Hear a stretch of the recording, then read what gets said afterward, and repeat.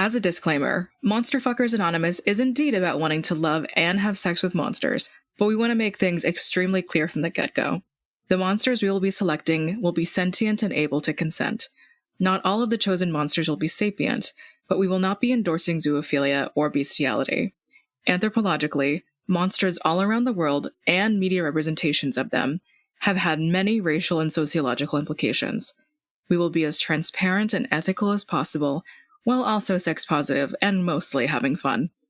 Monsters. Creatures feared all around the world in folklore and myths. Terrifying beings such as the fiendish and frightening fae, demonic devils, sultry sirens, hazardous harpies, and countless chaotic creatures coming from crevices of every continent. As long as stories have existed, there's been one pressing question that has remained unanswered by scholars for generations. One powerful thought that has plagued our minds for millennia. Can we fuck these monsters? That is what we're here to find out today. Welcome to Monster Fuckers Anonymous.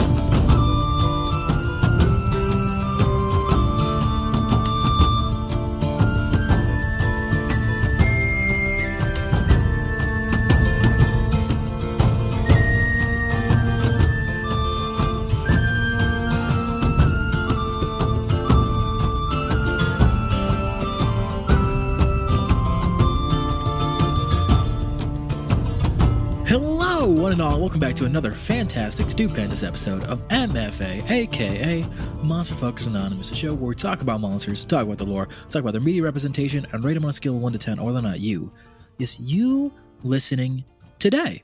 The day the episode drops. Nothing fancy, nothing good, just listening today. Nothing good. Nothing good happening to you, though. You get nothing good. Today will be an okay day. If you don't finish this podcast, it's going to be a bad day. So finish it out, okay, bestie? Thanks. Whether or not you should be having sex with those monsters. I'm your colorful creature consultant, Cleric, and with me, as always, is our tenacious technical analyst, Joe. Tenacious, tittylicious panelist. Panelist? You're a Josepher. panelist now? Is that what you want to be called? What if I started cueing you in the episodes being like, this is the tittylicious Joe? I would kill myself. Just fucking Just yawn yawn. right to the yawn right to the mic. Yeah. All right, Joe, what if I just started calling you the tittylicious Joe? I think I would kill myself. I don't know why, but you just you're sniffling your nose just right into the mic, made me lose it. I think I would kill myself. Killing No, anyways, we're coming in with an energy, y'all, so please. Yeah. We're Please off the back select recording us. of a bad recording, and we're just like, please, we need to make this funny, everyone. Please laugh. I know. So hopefully we can see how this episode goes and it'll make it funny. But today, it's the month of February. It's the month of love. It's the month of being around people. You know, Valentine's Day is coming up, Cupid, arrows, all that kind of shit. But Joe, here's the thing. Neither one of us are in love, right? No. Yeah, neither one of us are. We're both suffering and in pain for that. No, we're not. But No, I'm having a good time. yeah, I'm pretty good, honestly. I'm solid with it. But here's the thing. Love disgusts me. So that's why I want to talk something about the opposite of love, a little bit something that has to do with it, a little more intense love. Joe, would you be down talk about jealousy monsters? Okay, I philosophically disagree with jealousy being the influx of love, but yeah, I would love to talk about jealousy monsters. I think, yeah. Why do you think that? What do you think is the order? Like, why jealousy? Thanks for giving me no opportunity for any research about jealousy, but I think jealousy comes from a state of like possessiveness in its most neutral state or form. Like, I don't like, obviously jealousy isn't a bad thing. It's very natural for us to feel, especially if we've been conditioned all our life to feel entitlement for no reason. And if your mind isn't wired for polyamory or anything of the like, and obviously I'm talking about jealousy in not its most intense or severe forms, like just jealousy in terms of like, I don't like what my partner Like does talks to other people or whatever, or like does that, or like spends more time with this other person that isn't me, who is their designated romance partner, like that kind of thing. I don't know where it comes from, but like, I mean, again, like it, you know, it's a very natural thing. So then my follow-up question to that, and I have my own answer, is why do you think we have so many monsters that are based on jealousy? Do we have so many monsters? Well, I think there's a lot of monsters that are always jealous of something. Like they're jealous of humanity. Right. They're jealous of love. They're jealous of us, another person, end up doing a sin and end up getting cursed because of it. So I think a lot of monsters' origins can be traced back to jealousy and to envy, because it's like they envied something and were punished for it. That's why it's like considered one of the greatest sins. It's because you coveted something so intensely that it led to a negative outcome. So I think that's why, at least my reason for why there's a bunch of monsters, or I consider that most origin of monsters is like envy and jealousy. Jealous of the gods, jealous of this, jealous of that. Getting philosophical. A little bit philosophical here to start off the episode. Cold orphan boy. But because of that, we have a lot of monsters based on jealousy. We're not going to talk about love, but that one. So, Joe, I brought up jealousy monster. I know you have, and I know Kez, our producer, has picked a monster, one that we haven't seen, one that we don't know. We're going to rate them all on a scale of 10 to say which one is the best monster, the best embodiment of jealousy fucking, you know? Jealousy fucking. That's not a thing, right? Like a jealousy. No, that feels like a thing. That feels like a jealousy fuck. But that also, I guess, would be cheating. Yeah, absolutely. Yeah. So. Yeah. Yeah. Cheating, jealousy, jealousy fucking. I'm going to call it jealousy fucking because it sounds better than cheating. Sounds kind of like cool and interesting. You know, it sounds cool. Like, it's like cheating, bad, disgusting. Jealousy fucking, wow. Emotions, sinful. Just reframe it. Yeah. Just reframe it. Hey, everybody, if you're going to gaslight and cheat, just reframe it. And that way it's not cheating. Be cool about it. Be sexy about it. Be yourself better. Cheating is just a marketing issue. If you were better marketing, you could be better at cheating. Anyways, Joe, we don't condone cheating here at MFA. I want to be very clear here in this bit. Oh God. I don't want anyone tweeting at us like, oh, everyone's excusing jealousy. We're not. Shut up. Anyways, Joe, before Valentine's Day, do you want to get started with your monster? Yeah, of course. Oh, do you want to do it? I mean, of course. Yeah. Do you want to do something? Yeah, of with course. It? So I will start right off the bat with a more unconventional interpretation of our topic for today. I'll be talking about Megaera, the Punisher of jealousy. We can't even get like a baseline, huh? We can't even start with a baseline. Because I'm starting first, you're not letting me start next. It doesn't work that way. What do you mean? We have an order. Okay. In Greek mythology, Megaera is one of the Eneide sisters, punishers of the underworld. Either born of Uranus's blood droplets or the darkness of Nyx, Megaera is the punisher of jealous rage and violence. No matter the crime, their collective job was to punish men whosoever hath sworn a false oath. In a shadowy black robe and serpent whip, she sent spectral visions and showers of poison to evildoers of the worst acts of jealousy. Okay, so she's a punisher. She's a little punisher. She's a little punisher. Did you play Hades? I have not played Hades, actually. I'm not a big roguelikes fan, so I avoided it. Yeah. But it looks a lot of fun. I want to play the second one that it's coming out with Kronos, because I like the Titans more than I liked like Greek gods and shit like that. So I'm interested. You know what? You're so valid. You know what? Yeah. That's fair. I will deal with that. But no, yeah, Megaera from Hades is my reference point for today. And she has a great design, I will say. Not a liar's depiction of Stanley Tucci. Okay, shot. Oh my god! Every time Stanley Tucci's hot. Stanley Tucci won the thing. So how about you shut the fuck up? Because nobody listened and then fucking voted in the poll anyway. Oh yeah, have we ever said it in an episode like that? People can do that. That like we post these on Spotify, and like for the first week, you can go down and vote for which monster you think is better, and it becomes our Twitter banner for a while. It needs to not be just the first week. It needs to be a couple more weeks. I don't fucking specifically Spotify mobile. Yeah, I don't know why we did just a weird ad plug in the middle of this. Anyway, some of you don't even have Spotify, so we're not being very fair. Yeah, I don't give a shit. But though, so this is a funny thing for me to choose, because me as a person, even though I just said jealousy is very natural, jealousy is not a natural thing for me. Like I can get FOMO, I can get like all of the other things of like, damn, I wish I did this instead of like blah, blah, blah. But ultimately, like I know what as far as FOMO goes, I guess it's different because if I'm tired, I'm not going to go to a thing just because like, I wish I was here. But there's still like a little bit of a fear of their like missing out and be like, damn, I wish I went to that. Yeah. And with jealousy, I don't mean I literally want to punish like every jealous person that has ever existed. For me personally, though, jealousy on either like if I have ever, I'm sure. I mean, I'm young and have been younger before. Like I'm sure that I have. We've all been immensely younger before. Jealous. I disagree. We all have the capacity and have done so before, but in terms of my relationships that have had jealousy before on my other partner's part, it's always been so like beyond my understanding. That's interesting. Yeah. I find it interesting because I felt jealous before, but in a way that like in relationships before, where it's something I have to like kind of check myself in, where it's like, hey, like I'm kind of upset that this person, like my favorite person, is like getting really close to somebody who I may not be a fan of. Because it's different. Like I'm not gonna get jealous of somebody if they're like with their best friend or with like somebody they've known for years. Like that's understandable. Like I'm not gonna fucking like. There's no way I can compete with that, or like in their relationship is special. And if it's a friend, it's a friend. I can like separate that.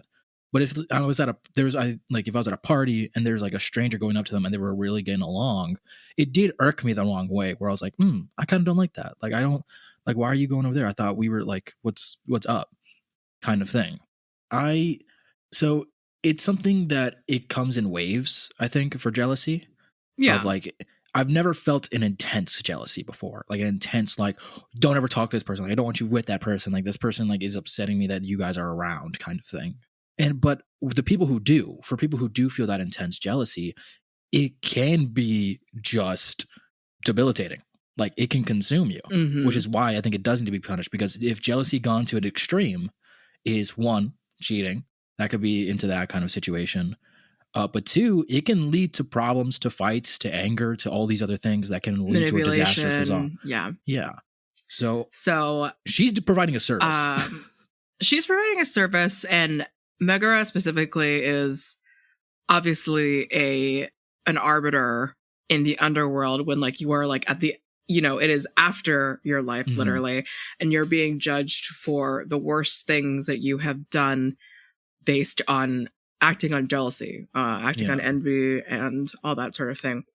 And rather than, it's funny because the way that Megaera is described, that she is like an avenger, she is like a fury of vengeance, like all of them are furies of vengeance, but none of that does not necessarily make their personalities like seek personal vengeance, or that they are inherently vengeful in their like work relationships, or that they are jealous or completely angry people.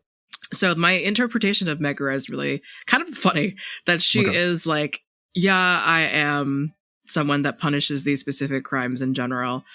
And I have like serpent hair and I have a serpent whip and everything. Like I wear the whole thing. Yeah, and I have the whole vibe. I send spectral visions to people that have done really horrible things.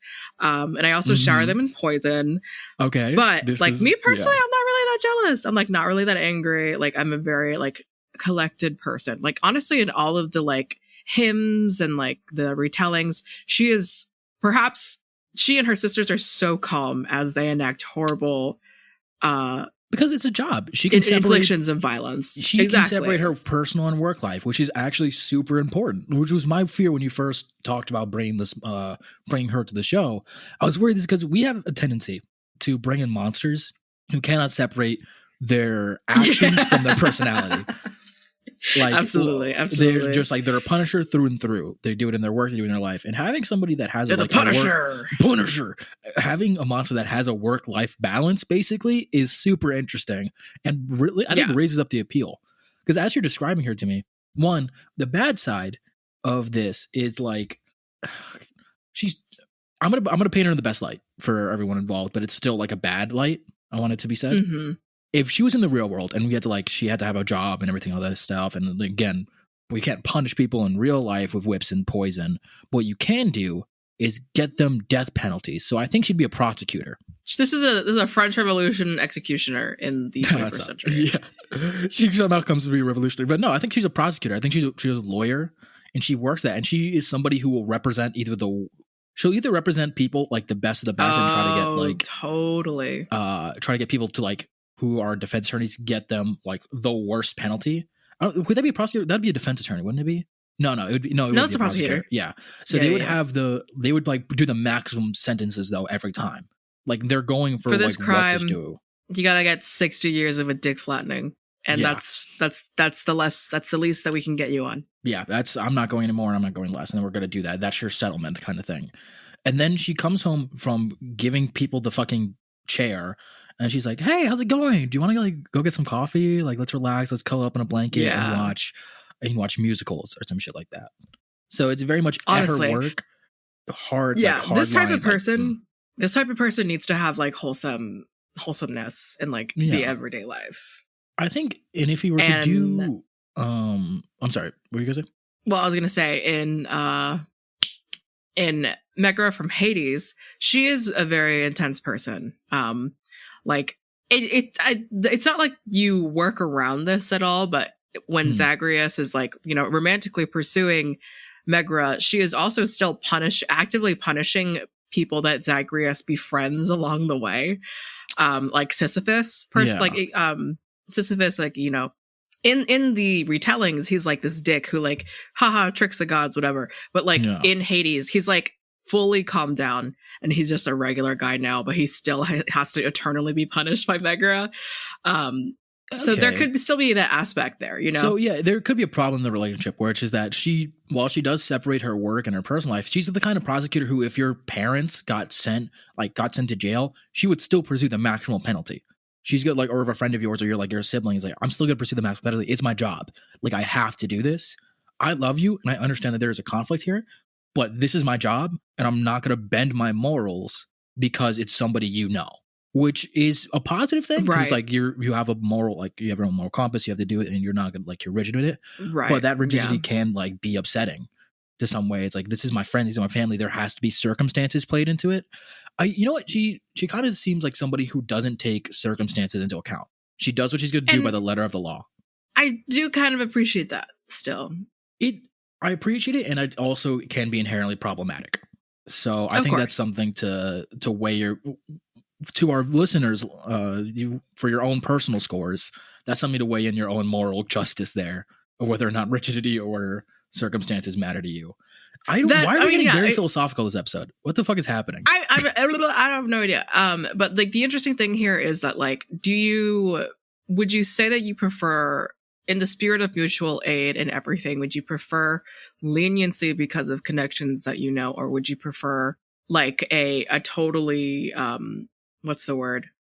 Strict? I don't. No, not strict necessarily, but like without bias. Judgment, like without bias. Right.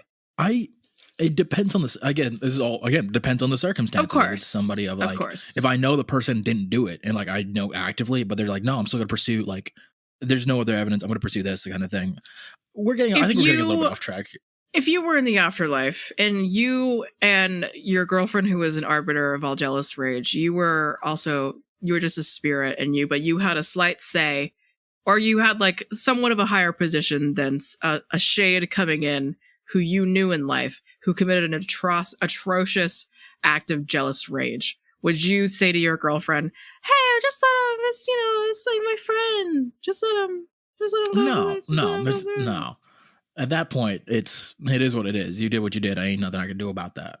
I am going to be like, if it's somebody innocent or somebody who I know who is getting maybe set up or something like that, or it's like there's a little bit of like, the only way would be if that action had like, on like they were manipulated into doing this, they were doing that, there's this there, like on this day this was happening, and that's why this like crime was so extreme. Should still be punished, but not to the extreme.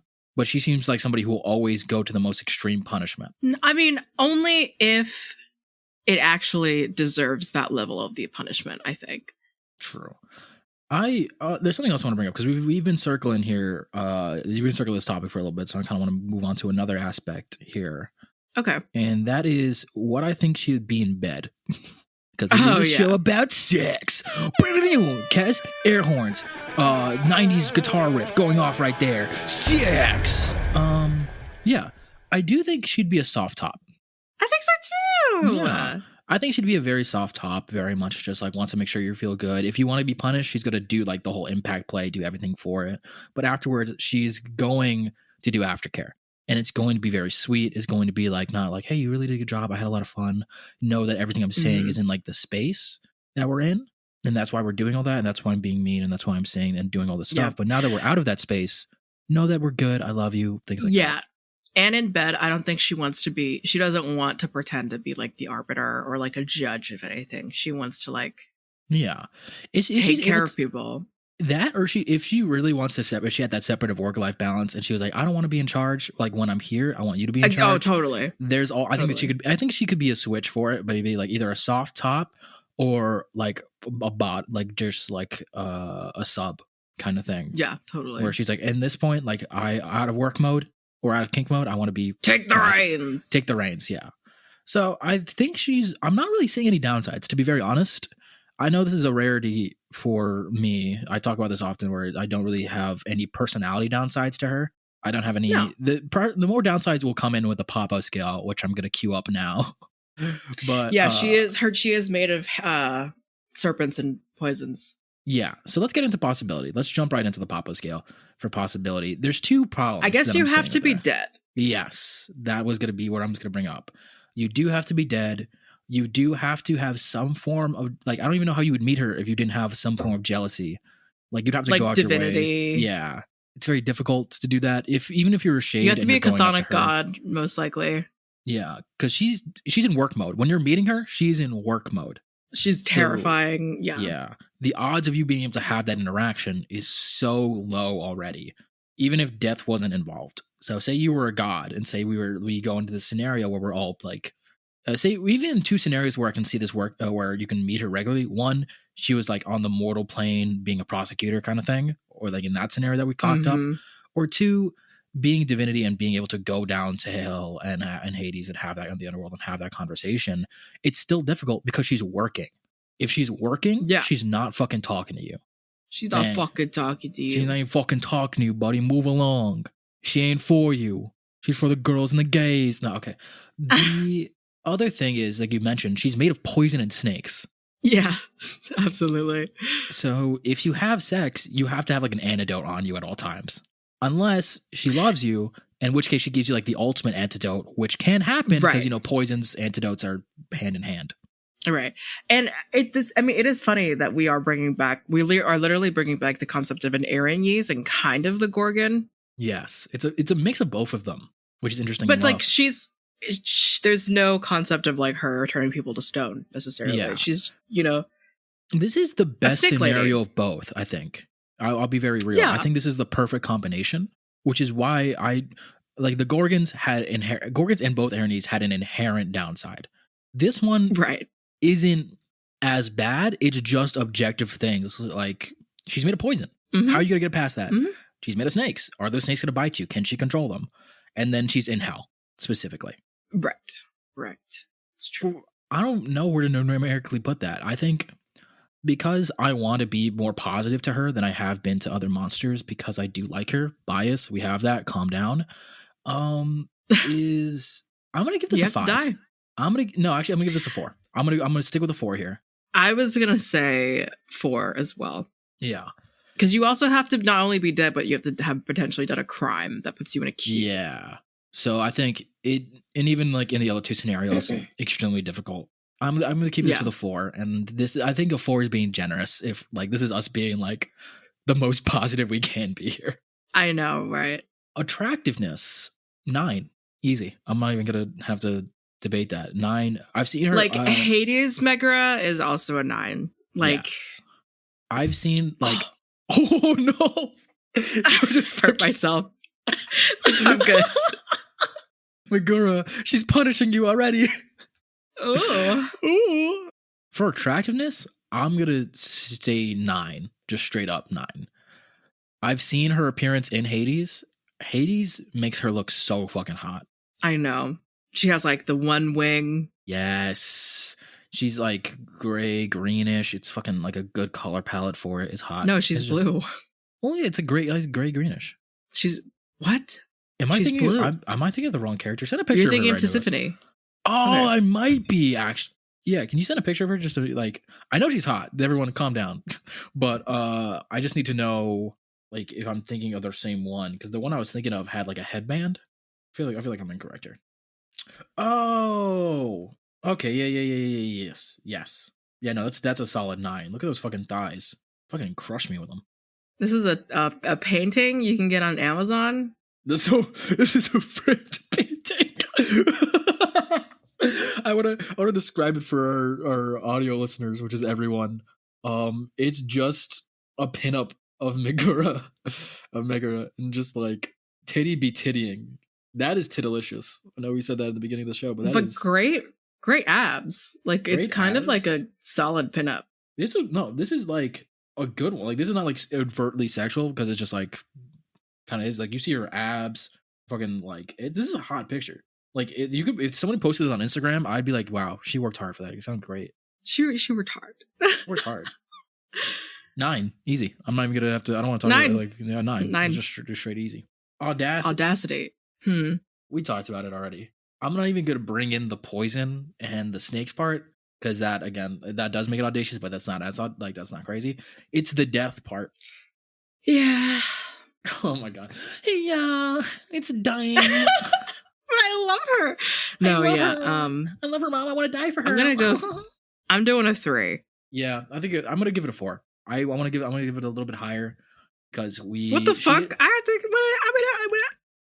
The reason being is it is a 4 is because, one, she has made a point, like off of work, she's very kind and she's willing to have that conversation with you, and she has like that kindness throughout all of it. So if you're able to finally like talk to her and get through it, it's not as audacious because she is kind. Like she can be kind. It's just that initial dying poison snake thing that's going to make this as audacious as possible. So your score can't be higher than mine. Yes, it can. What? Well, I'm not letting that happen. No, it's too late. You said your score officially on the episode. You've committed to it. We've changed scores before. New rule: can't change scores for this. You're so full of shit.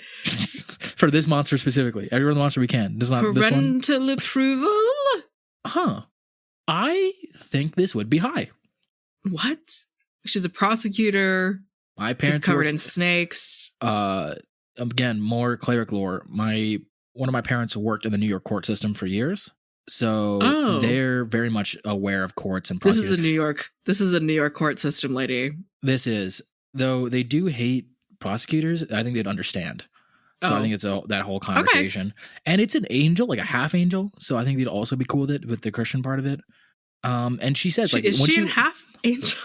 She has the wings. I don't know, like. Sure. I'm gonna assume she's half angel for my scenario here. Okay, cool.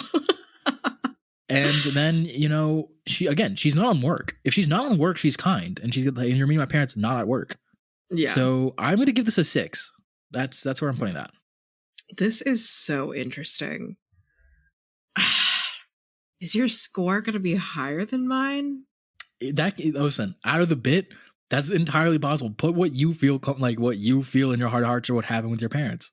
I was gonna say 5 because it's so hit or miss. I've never brought home a cop to my parents, and like I've never been like, this person, potentially kills people. How does that feel? That kind of thing. Yeah. So I have no idea. I have no fucking clue. But I guess we'll see. Yeah. Say put it to a 5. During this math hour. This is my segue. All right, pause to the math hour. Kez here. I want to thank our coffee members for supporting us. That's Gav, Chris Chanjay, Daydori, Akima, and Funzo Surawali. Our members can listen to the outtakes for this episode right now by heading over to our coffee page. You can find us at coffee.com/monsterloverpod or go to our Twitter @monsterloverpod. I also want to let you know that soon we'll be changing the intro and outro song for the show. With our new look, we wanted to introduce a different energy, so be on the lookout for that in the coming months. That's all from me. Enjoy the rest of the episode.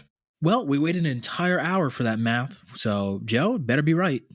So for Megaera, the Eneide, the Fury of Jealous Vengeance, my overall was a 5.3, Cleric's overall was a 5.8, and altogether, Megaera got a solid 5.6. Great, so I love her more than you, which is what the math tells us. Apparently. Is that you're a bad... Apparently. You've picked how can you pick a monster that you don't like? Apparently, you have grown more hope throughout. And maybe I have. And maybe you should... I can't believe you picked a monster that you don't actually like all the way. Blah, blah, blah. You.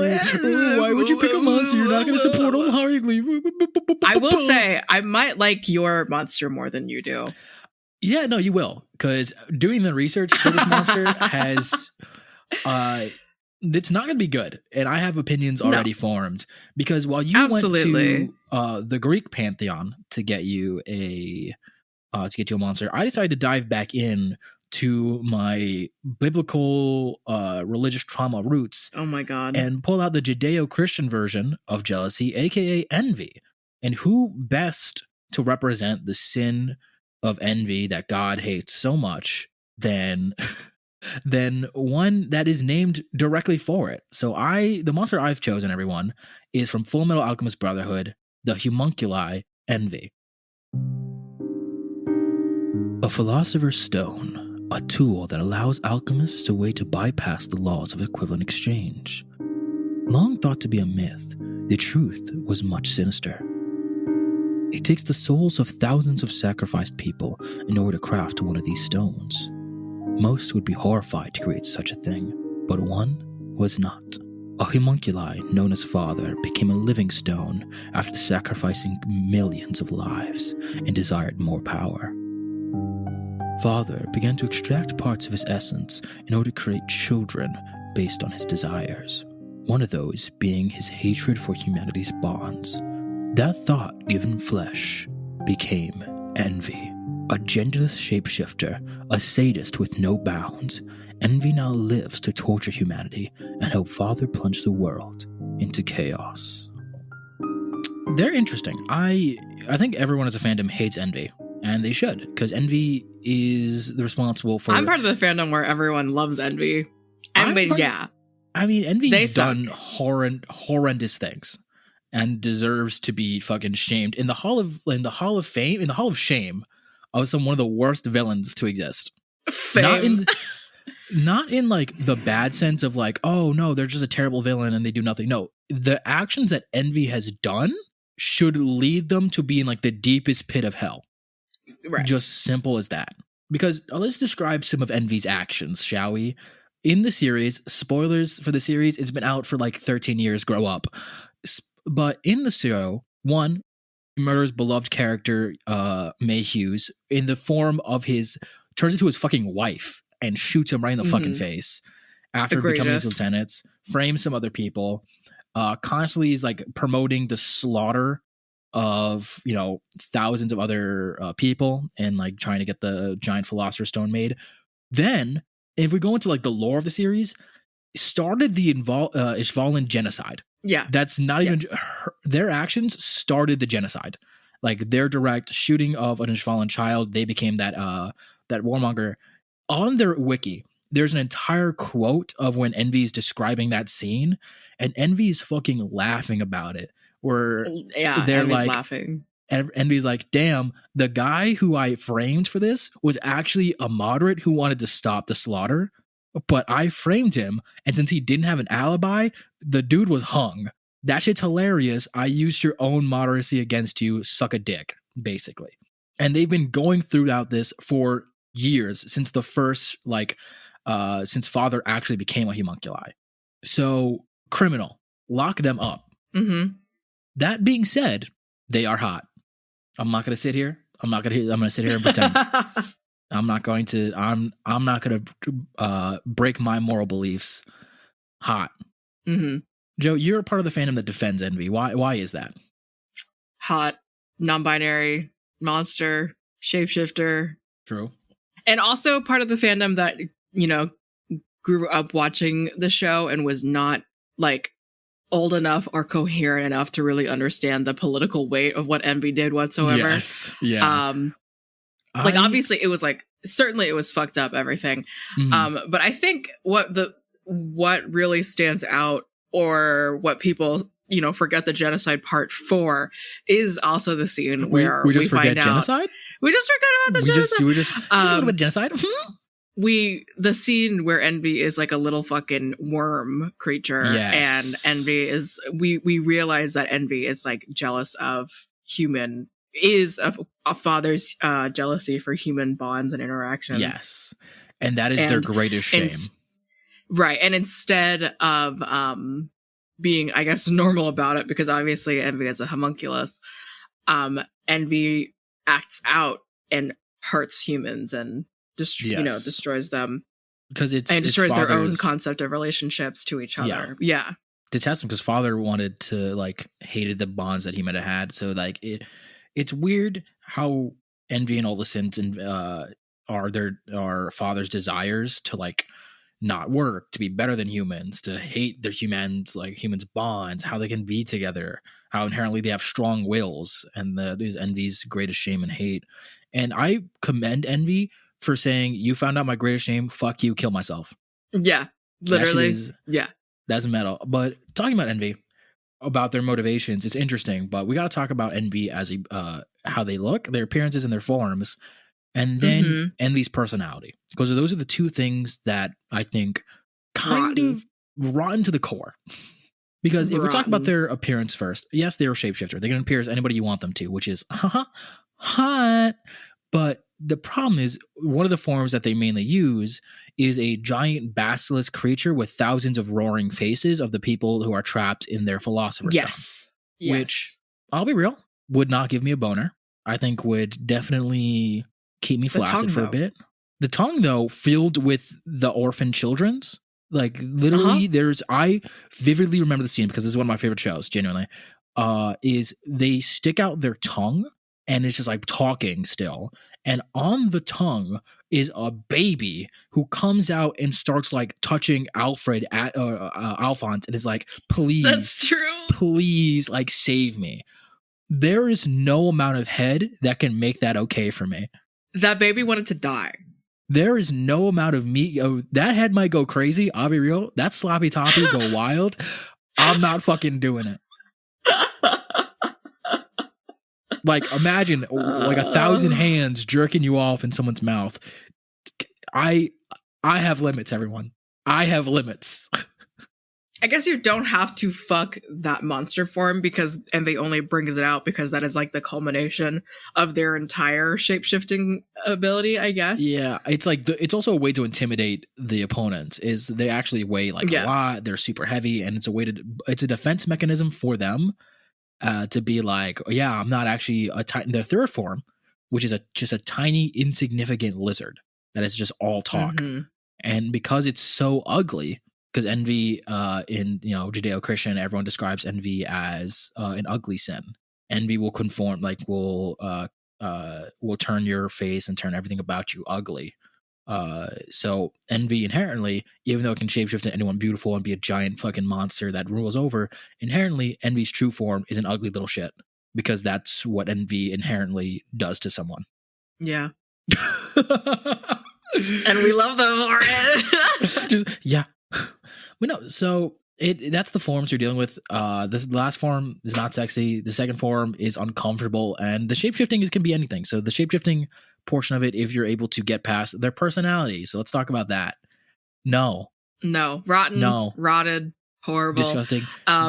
Our new graphic designer, Gwen, just said, in reference to Envy, saute that motherfucker and put them on a bed of greens. One bite salad fork looking ass doubles as your condescending French waiter and your escargot.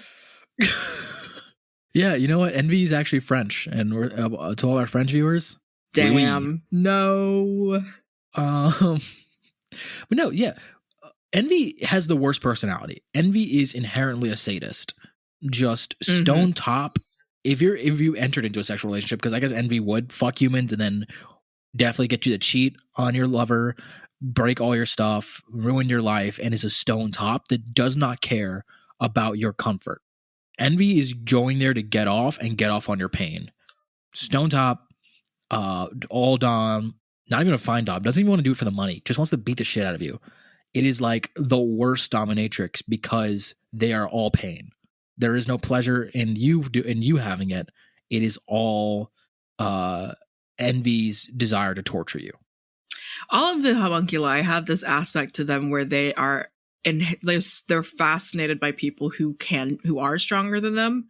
Yes, and like can potentially overpower them.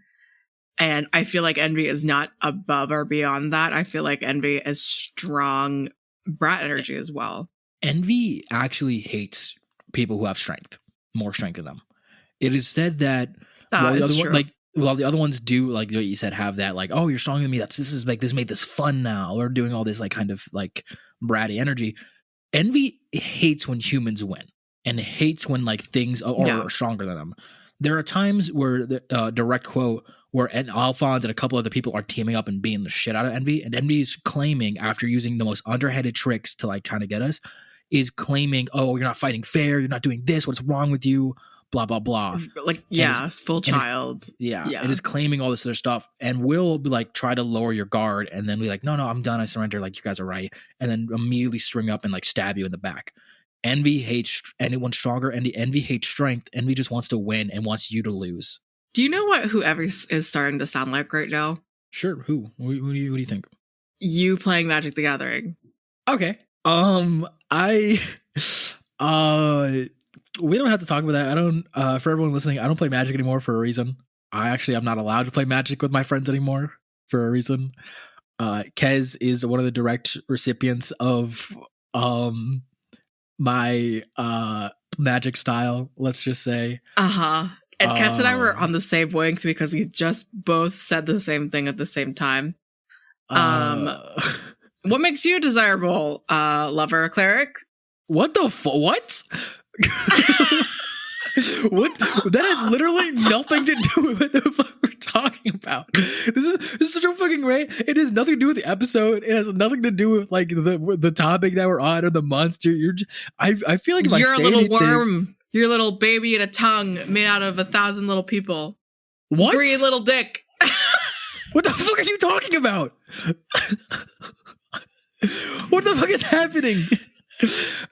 I literally, what else is there I don't to even say? know where this comes from. I don't play Magic anymore, everyone. I kind of want to get back into it, but I don't think my friends will let me. No. Especially not after all this wizard shit. Yeah, no, I'm not. No, fuck Wizards of the Coast. Easy. Fuck D&D. Fuck all that shit. But let's jump into possibility. Let's just jump straight into it. I think we can talk more about it. Possibility. This is close to a flat 1 or a 2. I disagree. I think Audacity will be a flat 1. I'll give a preemptive score for that. But for possibility, the reason I say that is 1, Envy. Well, Envy's out and about. Envy's shapeshifting. That makes it a little bit more possible. It's that Envy fucking hates humanity and will maybe hate fuck you just to kill you and torture you and leave your life in ruins. Honestly. So you know what? Yeah, that's possible. 5. It's a shapeshifter, so like that's gonna be So it's a shapeshifter. Like you can count on him. It's funny because in my mind I was like, 5, and I thought you were gonna say that's generous, but it's no. 5. If a possibility, I have to be a little bit more lax on like the personality and things like that. But it's like personality wise, Envy would probably fuck somebody just to ruin their life. I believe that wholeheartedly. I also think that Envy would is out and about, is shape shifting, going around. Envy would do a whole bunch of things out of fun.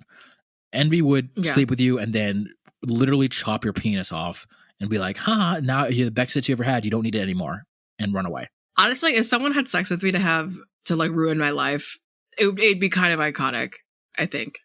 What do you no. If someone chopped my dick off and said, haha, not anymore, and then I'd be like, fair. No, what? What the fuck are you talking? No. What do you mean? Attractiveness. 6. What? Are you doing higher or lower for that? What? I'm saying 9. That's fucking bonkers. Actually, they can be anything. That's actually bonkers.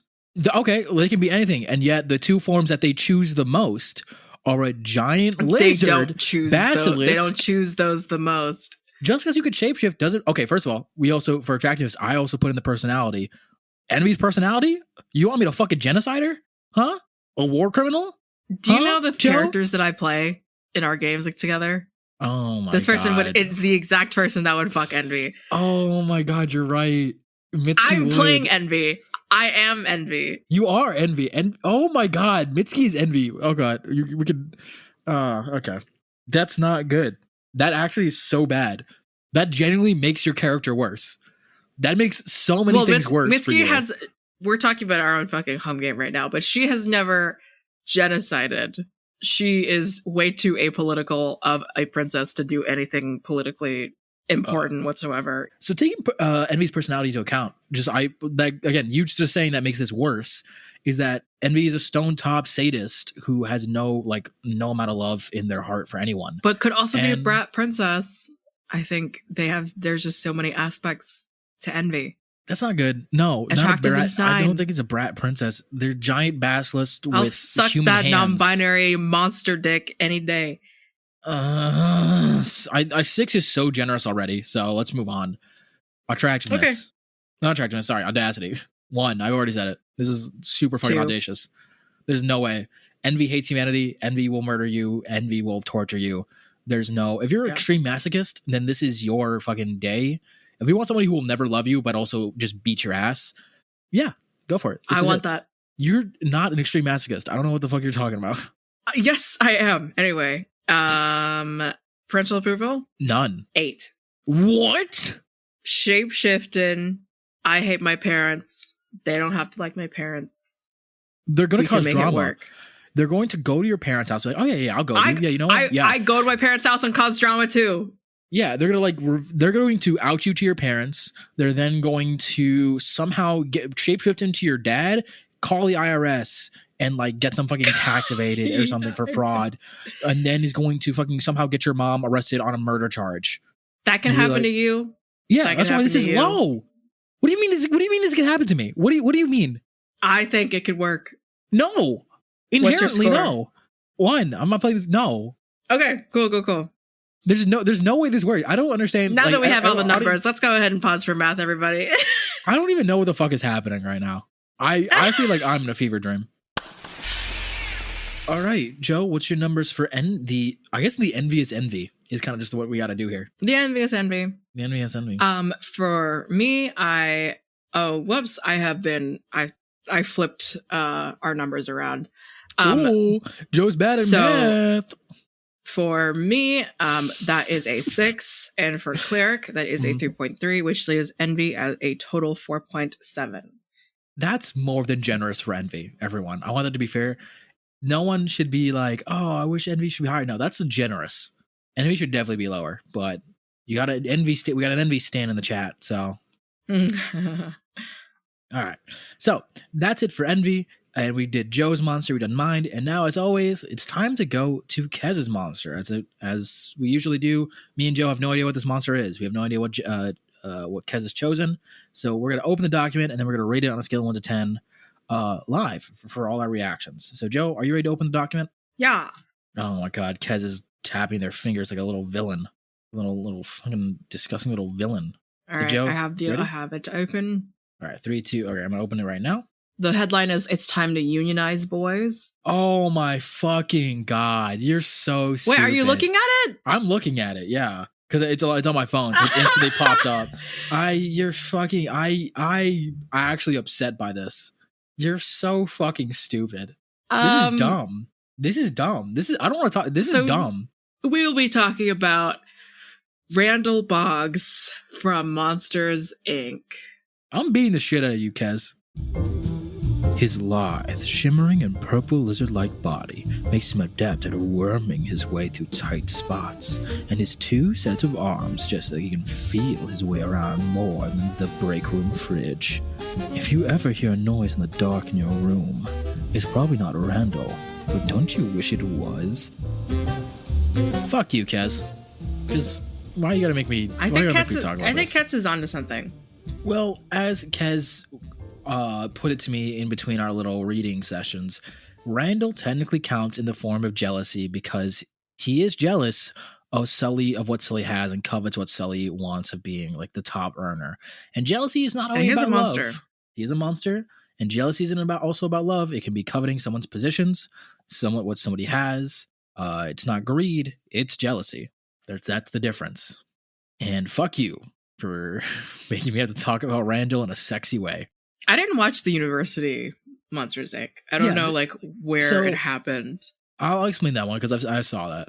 So in the University one, he's a nerd like Wazowski or whatever, or no, Mike or whatever. They're both nerds, and he has like glasses, and he's just like kind of he's so cute a person. The problem being is that he's kind of he's delegated in a background role, but Sully or somebody tells him like, hey, listen, you'll be scarier if you take off your nerd glasses. So he does. So then the reason why he's always squinting in all of the other movies is because he can't see well. Did he even get contacts? I don't fucking know if he got contacts for it, but that's how the explanation they get. He took off his glasses and he started like doing that evil squint that he has throughout the entire movie of the first one. So the lore that happens here is he then gets hired as a scarer because without his glasses, he becomes way scarier. And then as he gets like, he's a nerd, which is that basic progression, which it's been happening more recently in movies and TV shows, where like this nerd character who like you thought was a nerd and it's because he's a nerd, he's like a nice guy. Like, no, if he gets power, he's going to be a shitty person. And that's kind of what happens is like all the popularity and power goes to his head and he wants more and more and more. And he ends up becoming a shitty person, which also, I guess him being a nerd explains how he built the machine that it was the Scream Sucker. So it wasn't just like he had some nerd dude. He's like, no, he actually knew how to do it and he built it himself. So it's kind of, it gives you a little bit of perspective, but also makes it a little bit worse that his evil grin and what makes him evil is because he took off his glasses. That's technically his evil origin story. Work smarter, not harder. Yeah. Personality wise, he's a little shit. He's an incel. Yeah. He's a Reddit incel. There's literally no if, and, or about it. He hates children. He wants to suck fucking kids' screams out of them with a machine. That's fucking horrific. He's been passed over. He's the type of incel that like goes on Reddit. He's like, my boss, pass me over for another promotion today for one of those basic bitches. God, this is why the monster world's going downhill is because we keep promoting these basic bitch monsters instead of real alpha monsters like me. If you or a loved one has been affected by a Discord Redditor, please call this number. Please call this number. It's the helpline. We won't help you, but might help yourself. We won't help you. I don't know what else to say. I'm down. Why are you down? Why? I feel like having watched Monsters Inc. as a child a long time ago, obviously, I don't know. Like, obviously, I was really terrified of the Scream Sucker scene. His whole vibe was like not. I feel like at the point of like media consumption, maybe not for everybody, but I feel like when you're just really starting watching things, you're like, oh, bad guys are bad, and like you should never like bad guys. But even then, I think even though I was terrified of the Scream Sucker, terrified of Randall, obviously now. What I do with things that I've been scared with is to psychosexualize the fear. Okay. All right, I'm with you so far. A lot of leg, whole body, flexible, bendy. Yeah. Okay. Tongue. I'll relent mouth. A little bit here and to say that he is. I hate talking to you, dog. He is a sexy monster, just base level. Like, yeah, He's like, I like I'm a big fan for lizards, so his appearance immediately like is attracted to. The lilac color is cool. He like him turning invisible. It's kind of chameleon like. It's the really way he cool. moves. He has a great design. I think he has a phenomenal design and a phenomenal color palette, and his abilities are amazing. It's his incelness that really drags him down. Yeah.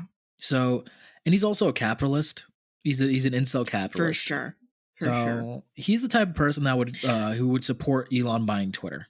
Yeah, pretty much, or just like think that it's like funny and just like go along with it and like learn how to use it. And just meme. I will say The one character who I was actually very invested in was Mike's Gorgon girlfriend. Yes, she was hot. She was iconic. She was hot. Yeah. One eye, Gorgon legs. If she was her, 10 out of 10. You already know. But she's not greedy and envious. Well, actually, she could be envious a little bit. She was always mad at Mike, and was just like, "Why can't you spend more time with me? Who are you with?"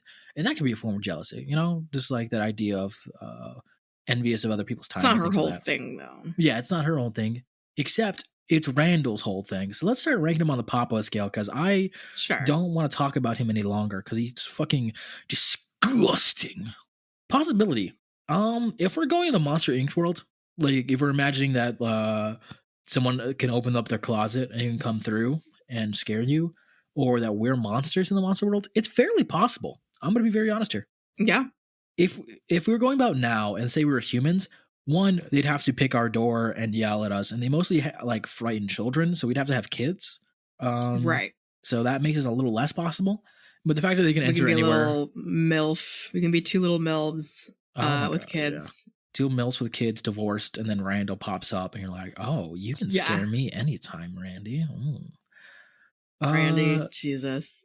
Yeah, so you can do that. Then there's also if we were in the monster world. If we were in the monster world and we were monsters, then you just work at Monsters Inc. You just fucking work together. Yeah. This is fairly possible. I'm gonna give this a 7. God, I didn't even think you were gonna go that high. I was gonna say 6, so I might stick with 6. Okay, I think it's fair. I'm giving it this high because every other score is gonna be so low. So this is got it. Okay. Yeah. So I think this is an initial high because it's like, yeah, it is pretty possible. It's not possible for me because my closet is not attached to my room. So Randall will have to like leave. I'll have to like go out and have to like my standing closet. Really try. And come in. Yeah. So if you don't have a closet, you know what would be interesting if they did standing closets. Like, you know, like an IKEA standing closet, and you like suddenly a new door opens, and you see like a giant monster trying to squeeze out of like an IKEA wood frame. I'm sure they've had to go through many inventive ways to scare children. It's true. But speaking of ways to scare children, attractiveness. Like a 7. The reason the attractiveness is down is, again, incel. His appearance is hot, his incel vibes, and his thinking about him as sex, like in a sexual way, he seems like he would try to top, but having like do it in the worst way. He doesn't know where the clit is, everyone. He seems like he would try to like slap you with his dick or something. Like yeah. That kind of. He looks like he doesn't know where anything is, and he'll just like finish and be like, "Do you like that, baby?" He's like, it's been like 2 minutes, King. Randall. Yeah. Randall, it's been 2 minutes. And he's like, "Well, I had a great time, and I know you were making noises." And I was like, "No, I was on TikTok scrolling through." He's like, "Well, you were distracted because of how good it was," kind of thing. Is that what it means to be distracted? Is because right? So good you got. So I don't think he'd be good. Everyone, for all you Randall stands who think he'll be good at sex, the answer is no, unless you top him. But he's too much of an incel to let you top. So I'm gonna take this attractiveness down to a 5. Just straight 5. Okay. The only thing that's bringing him up is his design. As we've stated, his design is so fucking good. Okay, stop making sperm motions. Anyway, Audacity. I don't know. I think this is pretty audacious. Again, incel. I don't know. If you were working with him, maybe. Because it's like it's not that audacious, you're working together. But I think if we're going off of we're humans trying to fuck this monster and he has to come to a closet, you're trying to fuck the monster underneath the bed, which is hard to do because he can only come out at night. I want to come out at night, feel a hungry time. Sorry, I was listening to Maneater earlier. It's a good song for because this is gonna be an outtake probably. But if the best version of this song. Maneater is with Daryl's House. It's with the original singer, but it's with Aloe Black, and they do a slow version of it where it's like this like ballad. It's so fucking good. I'd recommend everyone to listen to it. Okay. What was your score? Did you have a score? Oh no, I was in the middle of talking. Okay. It's the audacity. You have to fuck the monster that is like in the closet and like the scary monster that's in the bed. I think that's pretty audacious to do. So it's again psychosexualizing of fear. I don't think so. I'm gonna give this a 3. And it's because of that. Yeah. I'm gonna go 5. Okay, I think it's fair. I'm not gonna like clown you for that. If it was anything higher than 5, I think I'd clown you a bit. I'd be like, that's. But I think a 5 is fine. Parental approval. No. This, on the other hand, no. I'm trying to. If Randall's personality was put in a human body and was able to meet my parents, it would still be a no. He's a weird incel capitalist. Yeah. He is like the type of person who's like, in my company, I do this, and that shady thing, and I'm doing this, and there's this one company, there's this one employee, and like he'll just constantly talk about like his job and this one employee that he hates, and everyone would be uncomfortable at the table. I think the biggest thing is that he just doesn't have like respect. I think it's one thing if he were a capitalist, but he doesn't have any respect. Yeah. So I think 4. I think you would talk to your dad about stocks, and then when your dad, like, when your parents was like, hey, when my immigrant father is like, what are you talking about? He's like, wow, you would Randall would call my dad stupid. Yeah, no, exactly. He's the type of person who would like, your dad's an expert in something, and he's like, oh, I actually did this and this. Like, oh, well, I did this. Like, only an idiot. If you didn't understand the metrics, you would do that. But as somebody who does, I avoid doing those things. It's yeah, no. I'm gonna give this a 2. Okay. Did you give him a 1? We have the metrics. I gave him a 4. Oh, okay. Yeah, you're right. We have the metrics. So, Joe, you ready to stonk it up? Pause for math.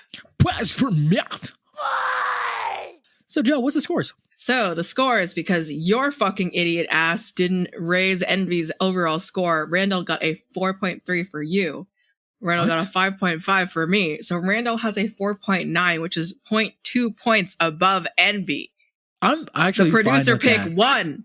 Oh, for the episode? Yeah, no, not the episode, sorry. Oh, okay. I was like, there's no way Kez won for the episode. I'm fine with Envy being the bottom here. Randall is not hot, but it's better than Envy. Envy's what's worse, everyone? An incel or someone who commits genocide? You know what? You decide. Or another incel. An incel? No, it's an incel who a non-binary incel. A non-binary incel who commits genocide, or cis male incel who is a capitalist and likes to murder children. You decide in those Spotify votes. So at the end, the loser for today is FullMetal Alchemist Envy. For the middle is our producer pick, Randall Boggs for Monsters Inc. Is it Monster Inc. or Monsters Inc.? I think it's Monsters Inc. Plural monsters. And then our winner for today is Megaera, the Eneide of Jealousy from Hades and Myth. Absolutely well deserved. I think so. I think she's mega hottie Megaera. If she wasn't as inaccessible, like possibility wise, I think she'd be one of our highest rated monsters. I'll be real. Like, I think she definitely deserves a top. Like, sit all the math. I feel like we should do one of these days, and then we could post it to the Ko-fi. Like our own top 10 of our monsters that we've talked about, and it's not just like based off scores. It's based off our top 10 of monsters that we've all talked about throughout the show. Interesting. So, and then we can update that when new monsters come in. So maybe something we'll think about. But any closing thoughts, Joe? You were working at a waitress as a cocktail bar. Great song. For those of you dealing with jealousy, damn, that's crazy. Couldn't be me. But don't you want me, baby? Baby. But other than that, I think it's time for us to disappear into the ether. I think it's time for us to disappear. For all you lovers out there, happy Valentine's Day. Don't get jealous. Because if you do, maybe envy, maybe a little bit of Megaera, and then I keep pronouncing her name wrong. This entire episode, I want that to be said, everyone. I couldn't do it, but I don't care. A little bit of envy, a little bit of Megaera, and a little bit of Randall might be crawling up your butthole soon. So Rancid Randall coming in there and sucking your soul out your closet if you get too jealous. All right, eat some chocolate for us. Bye.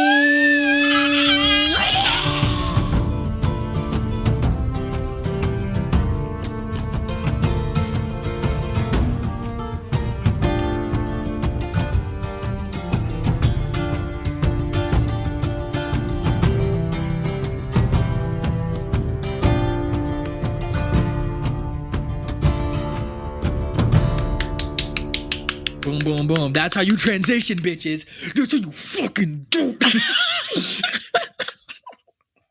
You make us leave.